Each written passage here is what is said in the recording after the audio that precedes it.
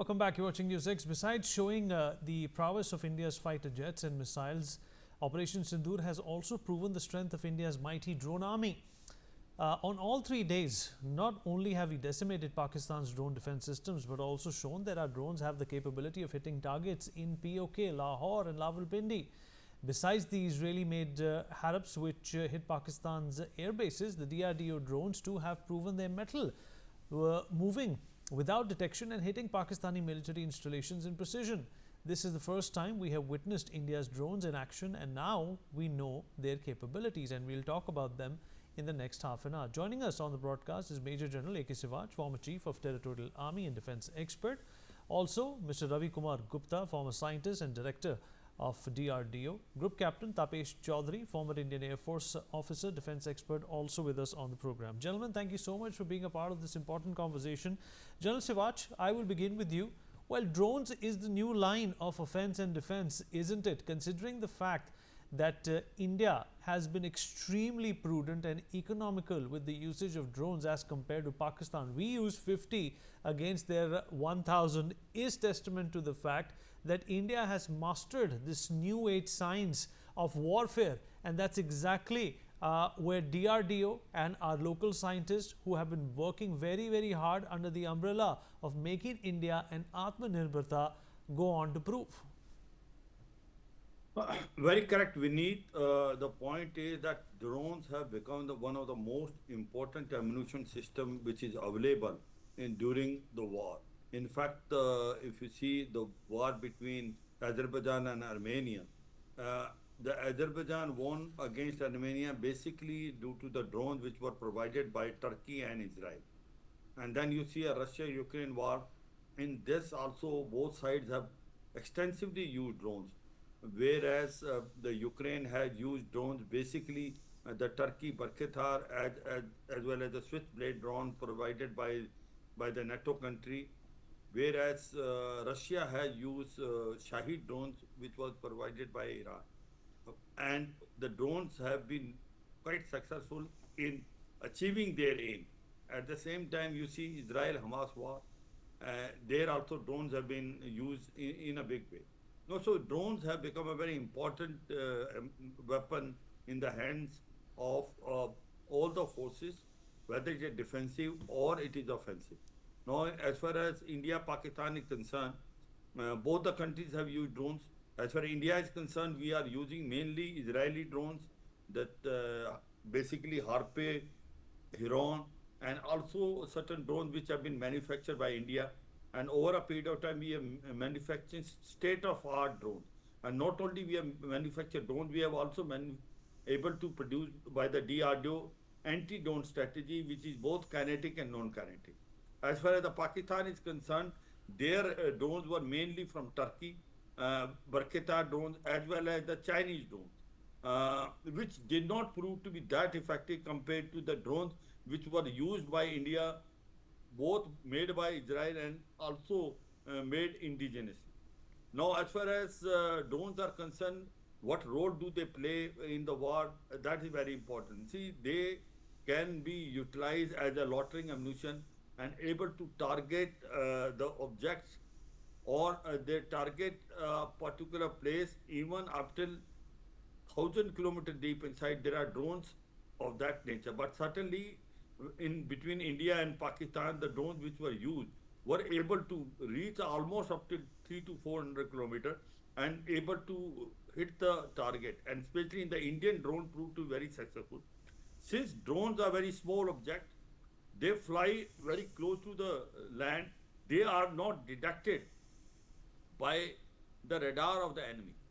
Now, what the countries are doing is, and especially India also applied, and so is the Pakistan, that initially to probe the enemy defenses, the drones which were used were unarmed, so that in case the enemy uses its missile, the missile will be almost 1,000 to 2,000 costlier than the drone, and you will able to know what is their anti-drone strategy, which was applied by both the countries in this war.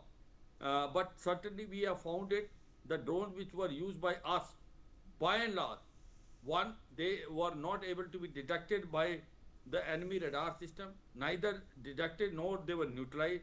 Third, they were successful to 70 to 80% of hitting the target.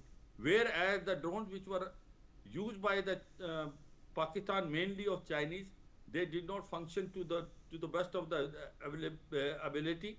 They were either uh, basically identified and neutralized, or they were unable to reach their target area. Vinny. Hmm. Absolutely right. Mr. Ravi Kumar Gupta, sir, how would you categorize India's indigenous victory in terms of, you know, how we have relied on the equipment and the weapons that we have created ourselves as compared to the cheap Chinese weapons that Pakistan has been peddling and pushing? See, first of all, I would like to state and re-emphasize that our indigenous capabilities are quite strong in almost every technology domain that is related to drone warfare, whether it is the drone itself or whether it is the drone interception or destruction. The large size drones which fly at very high altitude, those are primary at the moment which are inducted in the services. They are mainly of Israeli origin. And as you might be knowing, we have also ordered MQ-9 drones, which are also coming, no, not yet inducted. But besides that, first of all, these are very, very expensive. And our own indigenous drone systems are at the moment primarily, they are yet to be inducted.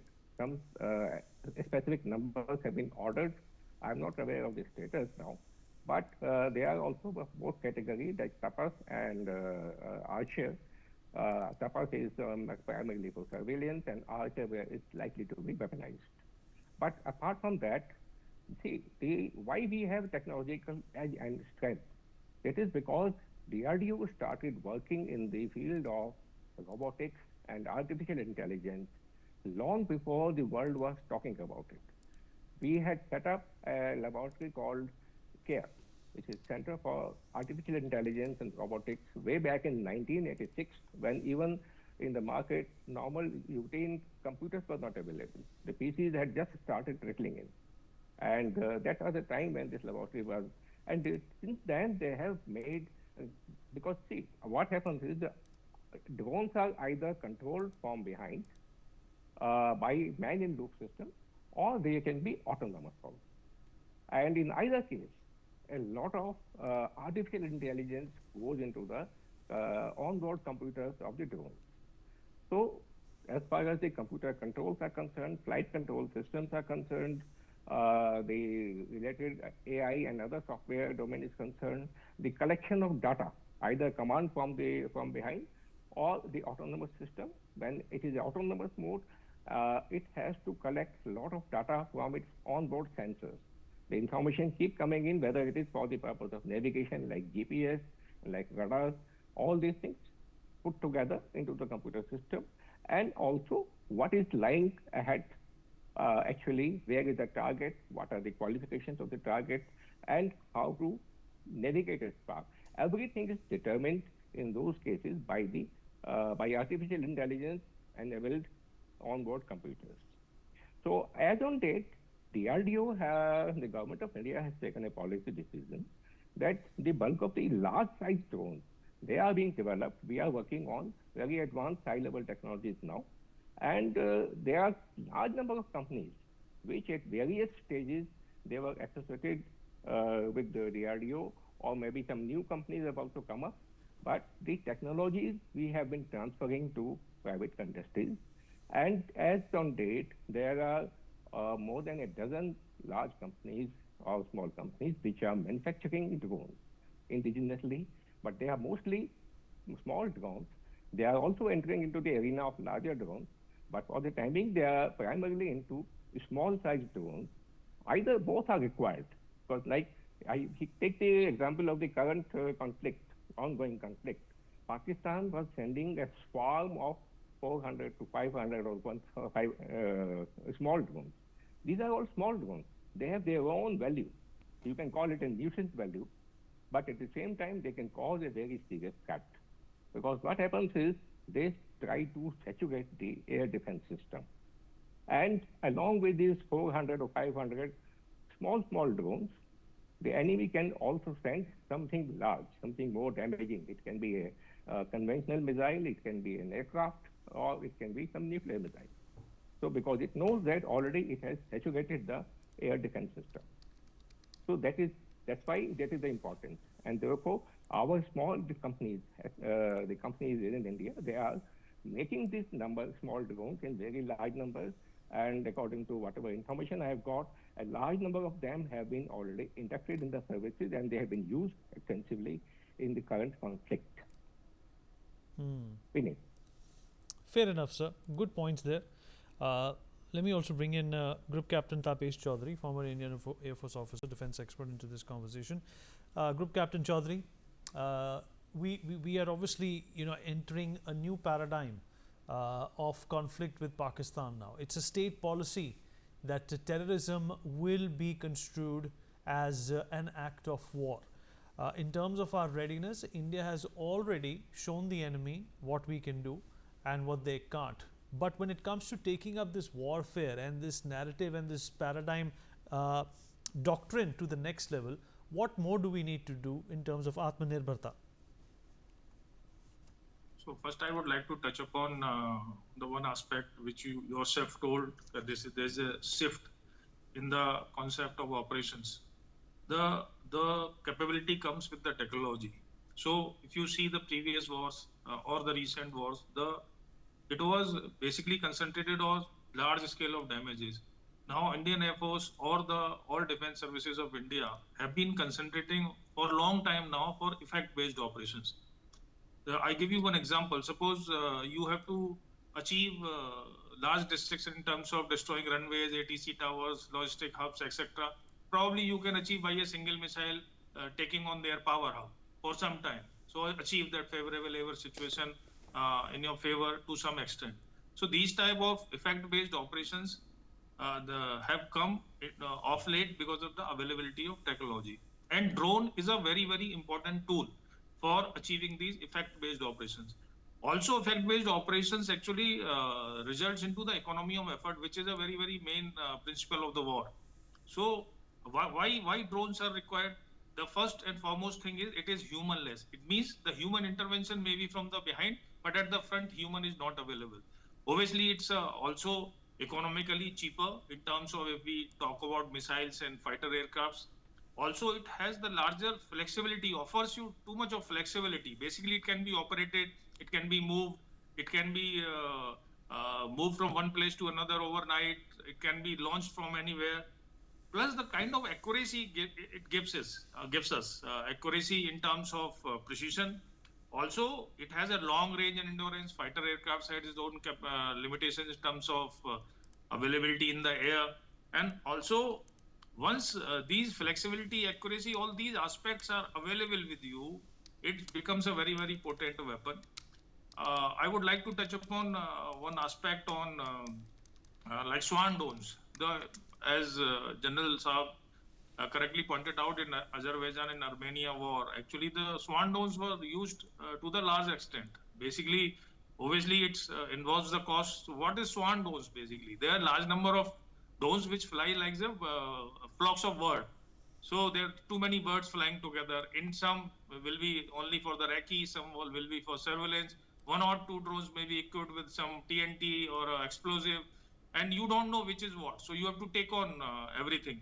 So probably the Armenia did carry out lot of lessons because of this. Lot of corruption charges in defense ministry, except their defense minister in the jail as of now. So probably those lessons have been taken out and Pakistan utilized those lessons. That is one. So, but I would like to take it another way, that इसको व्यंग की तरह लीजिएगा कि अगर पाकिस्तान के पास 20 रुपए हैं और मेरे पास 20 करोड़ है, तो मुझे फर्क नहीं पड़ता कि वो 20 रुपए की चीज यूज कर रहा है और मैं 20 करोड़ की चीज कर रहा हूँ, क्योंकि I am capable of doing that. So that is another aspect. And जहां तक आपने आत्मनिर्भर भारत की बात की, सो now we have started understanding what is indigenous means. The indigenous means, first thing, the cost. Second thing, the supply chains. Now, if you keep buying the equipment from the foreign countries, you never know which side that country will be in any of the conflict. and when the supply chain will come to you, and how many, because there is a limit to store weapons. There is all, because it has all expiry. So you can't store tons of weapons without any uses. So that's why you're supposed to have those supply chains, and this indigenous development actually helps. And see the privatization of indigenous land, the Adanis, then L&T and DRDO and the Bell, who all are not involved in drones actually. We are almost one of the largest manufacturer of the drones as on date. The lot of orders are going to the private agencies, and DRDO Bell has also tied up for developing heavy drones and etc. So there is definitely a shift in terms of weaponry and the effect-based operations, and this drone will be the mainstay of the future conflicts, and also towards Pakistan. General Sivaj, in terms of our readiness of technology also, when it comes to Rafales, when it comes to the Sukhois, and when it comes to our indigenous production of fighter jets as well, how quickly do we need to scale up? Yeah, we need no doubt. See, as far as the making of aircraft is concerned, the main thing is that we were totally dependent on the foreign countries. We were hardly producing our own aircraft and also the helicopter. The first one which we have successfully made is Tejas Mark 1, then Tejas Mark 1 Alpha and Tejas Mark 2. The engines are still not being manufactured by us. We are getting an engine called G404, and in Tejas Mark 1, Tejas Mark 2, it will be G404. This is being manufactured by US. In fact, only about 4 countries are in the world are manufacturing the engine, including China is also not manufacturing engine, is importing possibly from Russia. Now, as far as India is concerned, we have made Tejas Mark 1, Tejas Mark 1 Alpha, and they are basically fourth generation. They are good aircraft. There are a lot of demand which has been now coming from other countries also. And as far as helicopter is concerned, we have made Dhruv by the HAL, which also there, and we have also made the armed version of Dhruv. So basically, both these you can say aircraft as well as helicopter, we have manufactured it, but we are on the early stage. We have taken off very late. We believe that it is better to import from other countries. But it is only this government when it has come, it mantra of Make in India, Atmanirbhar Bharat, then we realize it's better to manufacture, including aircrafts and helicopter by yourself. And we are on that process, and it will take some time to master it, but I suppose this is a very good beginning. But as far as Vineet, I will like to touch on drone, which is a very important thing which we are discussing. You know, when there was a war between when the Hamas on 7 October has entered in Israel airspace, what did they do? That what group captain was also telling, the swarm drones. The number of drones which they flew together and they came. The Iron Dome system, which is the best, you can say, air defense system, that got saturated. That was not able to target all these drones. One. Second thing is, drone is very small, very difficult to identify, and it is not very costly. But the missile which you use against is very, very costly. So what lesson have we learned? We said that we will make a multi-layered air defense system. And we were successful. We displayed this type. What is that? It will have a multi-layer. It will have S-400, the best air defense system available from Russia. We got it 5 regiment. Then we have also Akash. Then we have got Barak.